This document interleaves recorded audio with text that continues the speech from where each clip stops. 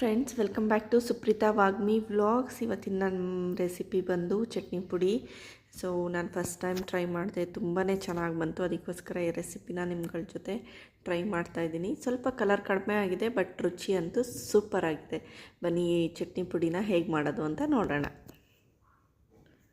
So ನಾನಿಲ್ಲಿ ಮೊದಲಿಗೆ ಮುಕ್ಕಾಲು ಕಪ್ ಆಗುವಷ್ಟು ಕಡಲೆಬೇಳೆನ ತಗೊಳ್ತಾ ಇದ್ದೀನಿ. ಅದೇ ಕಪ್ಪಲ್ಲಿ ನೀವೆಲ್ಲನೂ ಮೆಜರ್ ಮಾಡಿಕೊಂಡ್ರೆ ನಿಮ್ಗೆ ಈಸಿ ಆಗುತ್ತೆ. ಸೊ ಅದು ಸ್ವಲ್ಪ ಒಂದು 2-3 ಸೆಕೆಂಡ್ ಬೆಚ್ಚಗಾಗೋಷ್ಟರಲ್ಲಿ ನಾನು ಅರ್ಧ ಕಪ್ ಆಗುವಷ್ಟು ಕಡಲೆಬೇಳೆ, ಸ್ವಲ್ಪ ಜಾಸ್ತಿ ಇರಲಿ, ಉದ್ದಿನ ಕಾಳುಗಳನ್ನ ತೊಗೊಳ್ತಾ ಇದ್ದೀನಿ. ಸೊ ಅರ್ಧ ಕಪ್ ಆಗುವಷ್ಟು ಉದ್ದಿನ ಕಾಳುಗಳನ್ನ ತೊಗೊಳ್ತಾ ಇದ್ದೀನಿ. ಅದನ್ನೆಲ್ಲ ನಾನು ಈಗ ಡ್ರೈ ಫ್ರೈ ಮಾಡ್ಕೊಳ್ತಾ ಇದ್ದೀನಿ. ಎಣ್ಣೆ ಹಾಕ್ಕೊಳ್ತಾ ಇಲ್ಲ. ನಾವು ಪ್ರಿಸರ್ವ್ ಮಾಡೋದ್ರಿಂದ ಡ್ರೈ ಫ್ರೈ ಮಾಡಿಕೊಂಡ್ರೆ ತುಂಬ ಒಳ್ಳೆಯದು. ಈಗ ಇದಕ್ಕೆ ನಾನು ಮುಕ್ಕಾಲು ಕಪ್ ಆಗುವಷ್ಟು ನಾನು ಹುರ್ಗಡ್ಲೆನ ತೊಗೊಳ್ತಾ ಇದ್ದೀನಿ. ಪುಟಾಣಿ, ಹುರ್ಗಡ್ಲೆ ಏನಂತೀರ ಅದನ್ನು ತೊಗೊಳ್ತಾ ಇದ್ದೀನಿ. ಸೊ ಇದು ಮೇನ್ ಇಂಗ್ರೀಡಿಯೆಂಟ್ಸು. ಇದನ್ನೆಲ್ಲ ನಾನು ಚೆನ್ನಾಗಿ ಒಂದು 10 ನಿಮಿಷ ಮೀಡಿಯಮ್ ಫ್ಲೇಮಲ್ಲಿ ಘಮ್ಮನ್ನ ತನಕ ಸ್ವಲ್ಪ ಹುರ್ಕೊಳ್ತಾ ಇದ್ದೀನಿ. ಅದು ಸ್ವಲ್ಪ ಹುರಿತಾ ಇದೆ ಅಂತಾದಮೇಲೆ ನಾನು ಅದಕ್ಕೆ ಒಂದು ಅರ್ಧ ಕಪ್ ಆಗುವಷ್ಟು ಅಥವಾ 1 ಹಿಡಿ ಆಗುವಷ್ಟು ಕರಿಬೇವಿನ ಸೊಪ್ಪು ಮತ್ತು ಸ್ವಲ್ಪ ನಾನು ನುಗ್ಗೆ ಸೊಪ್ಪನ್ನ ಹಾಕ್ಕೊಳ್ತಾ ಇದ್ದೀನಿ. ನುಗ್ಗೆ ಸೊಪ್ಪು ಕಹಿ ಬಂದುಬಿಡ್ಬೋದು, ಮಕ್ಕಳು ತಿಂತಾರೆ ಅಂದ್ಬಿಟ್ಟು ನಾನು ಇಲ್ಲಿ 1/4 ಕಪ್ ಆಗುವಷ್ಟು ನುಗ್ಗೆ ಸೊಪ್ಪನ್ನ ಹಾಕ್ಕೊಳ್ತಾ ಇದ್ದೀನಿ. ನಿಮಗೆ ಅದು ತುಂಬ ಇಷ್ಟ ಅನಿಸಿದ್ರೆ ನೀವು ನುಗ್ಗೆ ಸೊಪ್ಪನ್ನ ಜಾಸ್ತಿ ಹಾಕ್ಕೋಬೋದು. ಈಗ ನಾವು ಕರಿಬೇವಿನ ಸೊಪ್ಪು ಕಾಳುಗಳ ಜೊತೆ ಹಾಕಿರೋದ್ರಿಂದ ಕಾಳುಗಳ ಜೊತೆನೇ ಅದು ಚೆನ್ನಾಗಿ ಡ್ರೈ ಫ್ರೈ ಆಗುತ್ತೆ. ನೋಡಿ, ಕಲರ್ ಕೂಡ ಚೇಂಜ್ ಆಗ್ತಾ ಇದೆ. ಈ ಥರ ಡ್ರೈ ಫ್ರೈ ಒಂದು 10 ನಿಮಿಷ ಆಗುತ್ತೆ. ಇದು 10 ನಿಮಿಷದಿಂದ 15 ನಿಮಿಷ ಮೀಡಿಯಮ್ ಫ್ಲೇಮಲ್ಲೇ ನೀವು ಫ್ರೈ ಮಾಡ್ಕೋಬೇಕು. ಹೈ ಫ್ಲೇಮ್ ಮಾಡಿಕೊಂಡ್ರೆ ಅದು ಸೀದೋಗ್ಬಿಡುತ್ತೆ, ನಿಮಗೆ ಆ ಘಮ ಬರೋಕ್ಕೆ ಶುರುವಾಗುತ್ತೆ. ಅಲ್ಲಿ ತನಕ ನೀವು ಈ ಥರ ಡ್ರೈ ಫ್ರೈ ಮಾಡ್ಕೊಳ್ಳಿ. ಎಣ್ಣೆ ಹಾಕ್ಕೊಂಡ್ರೆ ನಾವು ತುಂಬ ದಿನ ಸ್ಟೋರ್ ಮಾಡೋಕ್ಕಾಗಲ್ಲ ಅಂತ ನಾನಿಲ್ಲಿ ಎಣ್ಣೆನ ಉಪಯೋಗಿಸ್ತಾ ಇಲ್ಲ. ನಾನೀಗ ಇದನ್ನೆಲ್ಲ ಸ್ವಲ್ಪ ತಣ್ಣಗಾಗೋಕ್ಕೆ ಇಡ್ತಾ ಇದ್ದೀನಿ. ಈಗ ನಾನು 1 ಮುಷ್ಟಿ ಆಗುವಷ್ಟು ಬೆಳ್ಳುಳ್ಳಿನ ಹಾಕ್ಕೊಳ್ತಾ ಇದ್ದೀನಿ. ಆ 1 ಮುಷ್ಟಿ ಬೆಳ್ಳುಳ್ಳಿ ಜೊತೆ ನಾನು ಕಲರ್ಗೆ ಇನ್ನೊಂದು ಸ್ವಲ್ಪ ಮೆಣಸಿನ್ಕಾಯಿ ಹಾಕಿದರೆ ಕಲರ್ ಚೆನ್ನಾಗಿ ಬರೋದೇನೋ. ನಾನು ಒಂದು 6 ಮೆಣಸಿನ್ಕಾಯಿ ಮಾತ್ರ, ಒಂದು 5ರಿಂದ 6 ಮೆಣಸಿನ್ಕಾಯಿ ಕಲರ್ ಮೆಣಸಿನ್ಕಾಯಿನ ಹಾಕ್ಕೊಂಡೆ. ಖಾರಕ್ಕೆ ಒಂದು 8 ಖಾರ ಮೆಣಸಿನ್ಕಾಯಿ, ತುಂಬ ಖಾರ ಇತ್ತು. ಸೊ ನಾನು ಒಂದು 8 ಖಾರ ಮೆಣಸಿನ್ಕಾಯಿ ಹಾಕ್ಕೊಂಡಿದ್ದೀನಿ.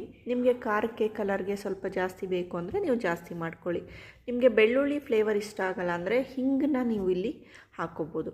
ನಾನಿಲ್ಲಿ ಹುಳಿಗೆ ಹುಣಸೆಹಣ್ಣು ಒಂದು ಅರ್ಧ ನಿಂಬೆಹಣ್ಣು ಗಾತ್ರದಷ್ಟು, ಒಂದು ಮೀಡಿಯಮ್ ಸೈಜ್ ಅರ್ಧ ನಿಂಬೆಹಣ್ಣು ಗಾತ್ರದಷ್ಟು ಹುಣಸೆಹಣ್ಣನ್ನು ಹಾಕ್ಕೊಳ್ತಾ ಇದ್ದೀನಿ.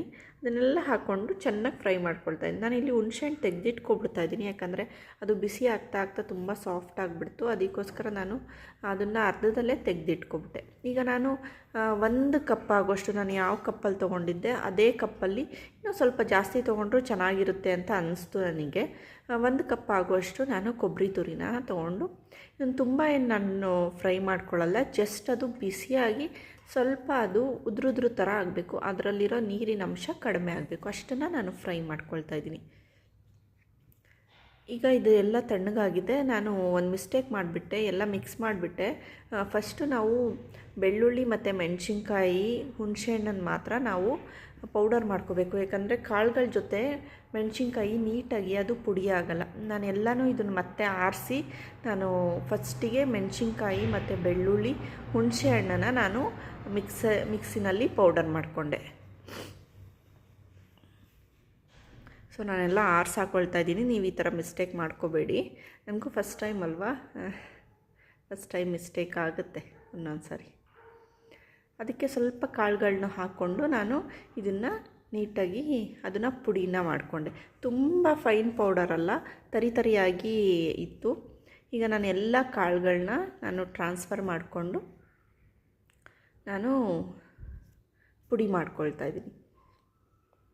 ಇದು ತುಂಬ ಫೈನ್ ಪೌಡರ್ ಥರ ಅಲ್ಲ, ತರಿಯಾಗೇ ಇರಬೇಕು. ಈಗ ನಾನು ಫಸ್ಟಿಗೆ ನಾನು ಕಾಳುಗಳನ್ನ ಪುಡಿ ಮಾಡಿಕೊಂಡು ಸ್ವಲ್ಪ ಉಪ್ಪು ಹಾಕ್ಕೊಂಡು ಈಗ ನಾನು ಕೊಬ್ಬರಿನ ಹಾಕ್ಕೊಳ್ತಾ ಇದ್ದೀನಿ. ಕೊನೆಯಲ್ಲಿ ಕೊಬ್ಬರಿನ ಹಾಕ್ಕೊಳ್ತಾ ಇದ್ದೀನಿ. ಕೊಬ್ಬರಿ ಯಾಕಂದರೆ ಸ್ವಲ್ಪ ಬಾಯಿಗೆ ಸಿಕ್ಕಿದ್ರೆ ತುಂಬ ಚೆನ್ನಾಗಿ ಅನಿಸುತ್ತೆ. ಅದಕ್ಕೋಸ್ಕರ ನಾನು ಕೊನೆಯಲ್ಲಿ ಕೊಬ್ಬರಿನ ಹಾಕ್ಕೊಂಡು ಗ್ರೈಂಡ್ ಮಾಡ್ಕೊಳ್ತಾ ಇದ್ದೀನಿ. ತುಂಬ ಪೌಡರ್ ಥರ ಬೇಡ ಇದು, ಅದು ಸ್ವಲ್ಪ ಕಾಳುಗಳ ಥರ ತರಿಯಾಗಿದ್ದರೆ ತುಂಬ ಚೆನ್ನಾಗಿ ಅನಿಸುತ್ತೆ ನಿಮಗೆ. ಇದು ದೋಸೆಗಾಗಲಿ, ರೊಟ್ಟಿಗಾಗಲಿ, ಇಡ್ಲಿ, ಚಪಾತಿ ಜೊತೆ ಸೈಡ್ಗೆ ಅನ್ನಕ್ಕೆ ಎಲ್ಲ ಕಲಿಸ್ಕೊಂಡು ತಿನ್ನೋಕ್ಕಂತೂ ತುಂಬ ಟೇಸ್ಟಿಯಾಗಿರುತ್ತೆ. ನೋಡಿ ಎಷ್ಟು ಚೆನ್ನಾಗಿದೆ. ಇದನ್ನು ನೀವು ಟ್ರೈ ಮಾಡಿ. ಖಂಡಿತ ಇಷ್ಟ ಆದರೆ ನನ್ನ ಚಾನಲ್ಗೆ ಸಬ್ಸ್ಕ್ರೈಬ್ ಮಾಡಿ, ಸಪೋರ್ಟ್ ಮಾಡಿ. ಈ ರೆಸಿಪಿನ ಟ್ರೈ ಮಾಡಿ, ತುಂಬ ಚೆನ್ನಾಗಿ ಬರುತ್ತೆ.